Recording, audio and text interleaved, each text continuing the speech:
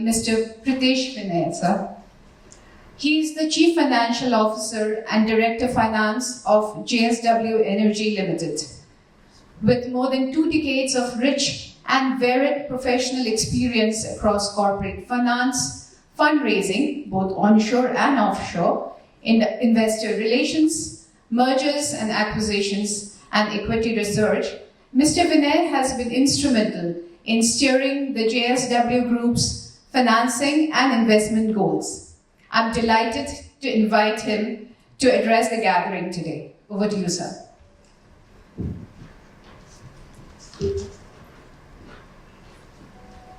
Thank you, ma'am. A very good morning still. Yeah, good morning to all.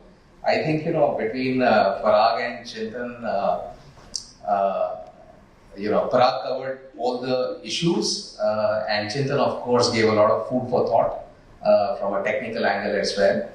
I think I will take the opportunity of having the august presence of, 𝐏𝐨𝐰𝐚 ma'am as the funnel to take the industry's request to Government of Maharashtra, right? So there's no debating about the potential of wind, there's no debating about the potential of Maharashtra, and all that we are collectively trying to address is how can we harness the rich wind resource in the state to the optimum potential.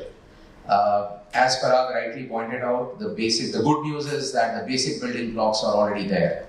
So all that is needed is some tweaking through a collective will. I think Parag really, as Chintan rightly said, was very comprehensive. I may just want to leave with 3 key issues I would like to highlight. First is on the part of MEDA itself. I think, ma'am, if Maharashtra really, if the country as a whole, which was adding 1-2 gigawatt a year, is aspiring to go to a run rate of 5-8 gigawatt a year, eventually Maharashtra will play a very active role in that. So a lot of capacity building in MEDA will have to be done, in terms of manpower, in terms of infrastructure, in terms of IT and digital systems, so that, once that institutional capacity building is done, I'm sure, that can become the catalyst to expedite the whole process.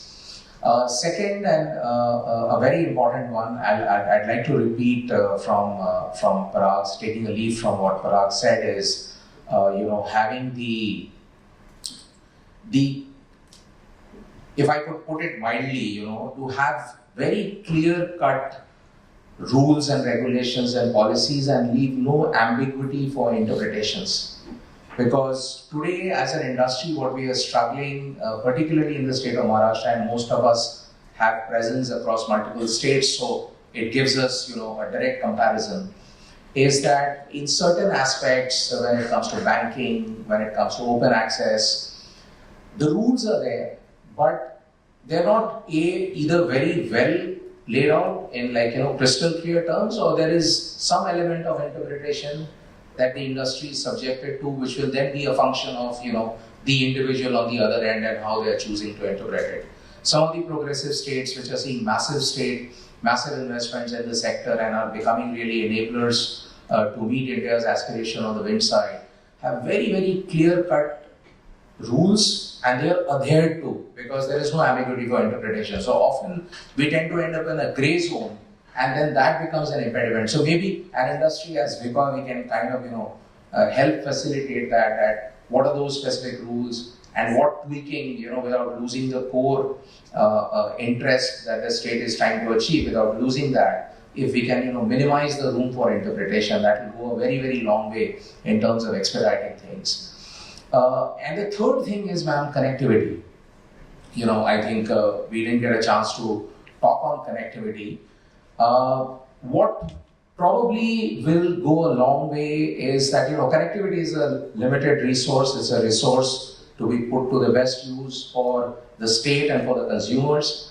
In Maharashtra, what we have seen is this, that for legacy reasons, a lot of connectivity is given to land aggregators. So in a way, if I could put it, there's a hoarding of connectivity that is happening.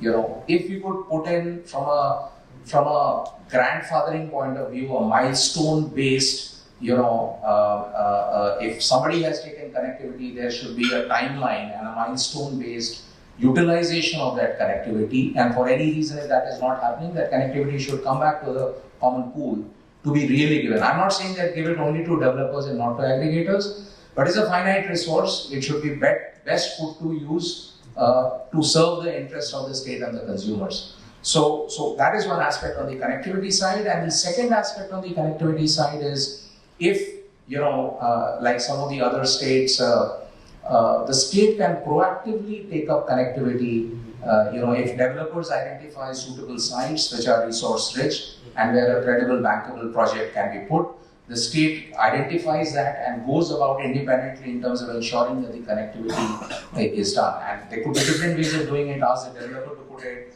and at the end of a certain timeline, it gets handed over to MSETCL. I mean, there could be various mechanisms in which it could be worked, but because what is happening is that today we have to struggle where is connectivity available, and then you force fit a project in that particular location.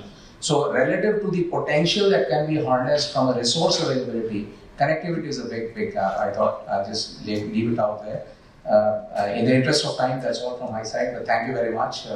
And thank you to Parag and the 𝐕𝐚 team for organizing this event for today. I hope everybody has very fruitful discussions. Thank you.